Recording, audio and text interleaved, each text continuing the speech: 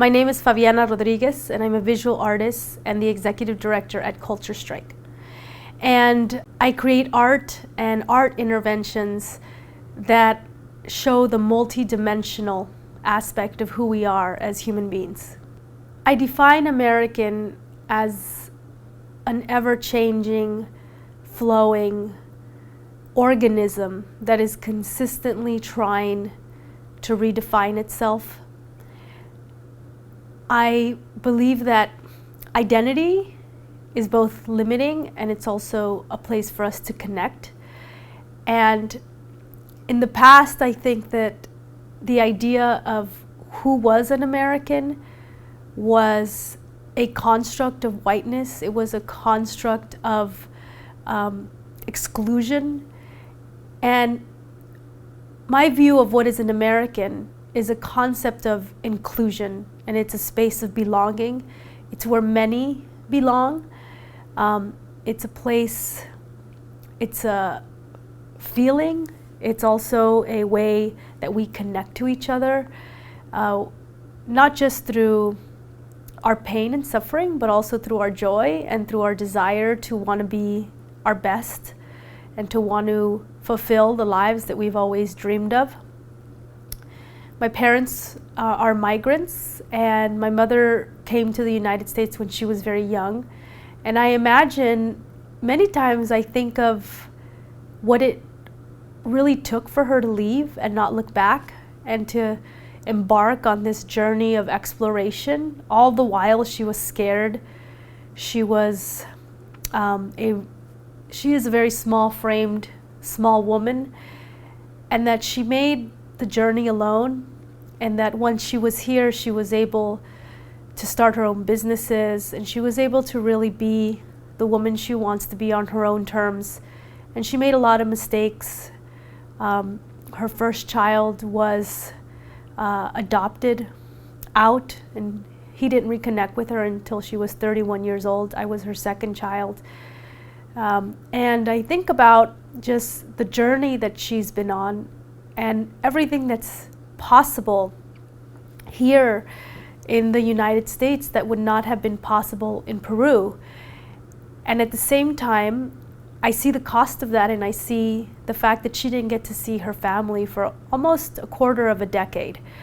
And so I understand that when people move, which people always move, people have been moving since the beginning of time, that the place they come to is a place where they bring their collective dreams, and it's a place of multiplicity. It's a place where we all belong and where we all want to dream together, and where we also suffer together.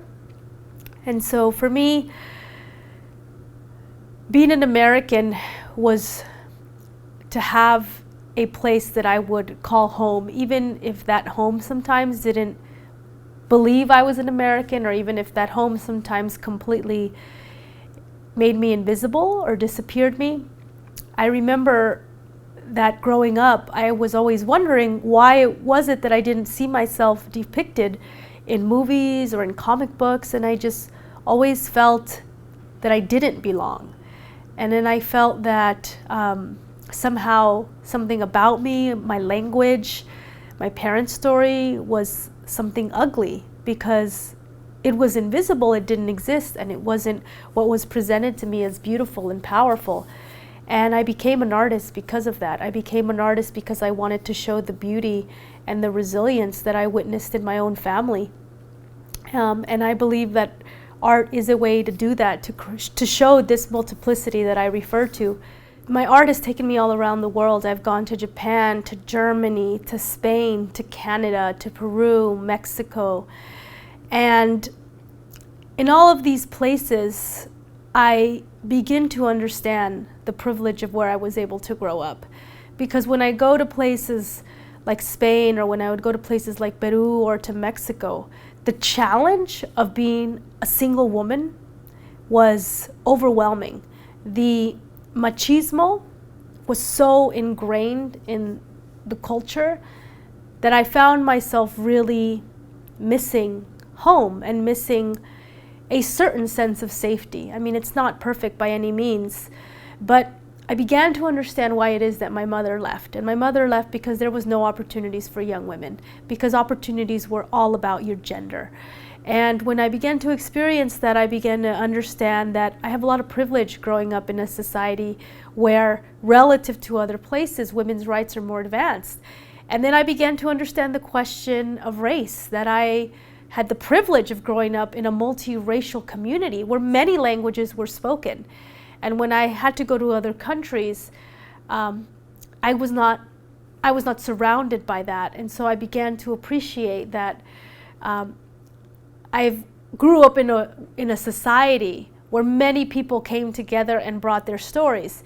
And it made me realize that no matter where I went, everyone saw me as an American.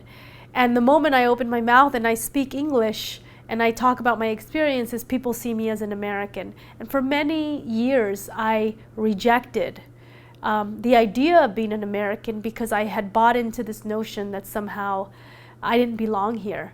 But there are many places I don't belong, and I believe that because this is where I grew up and this is where I've created most of my relationships, that this is the place that I can most transform, and that this is the place that I call home. I really try to stay away from these fixed ideas of what something should be, because I don't believe in single definitions. I believe that we interpret things and we experience things very differently, and that there's room for a lot of our experiences, and there's room for a multiplicity of meaning.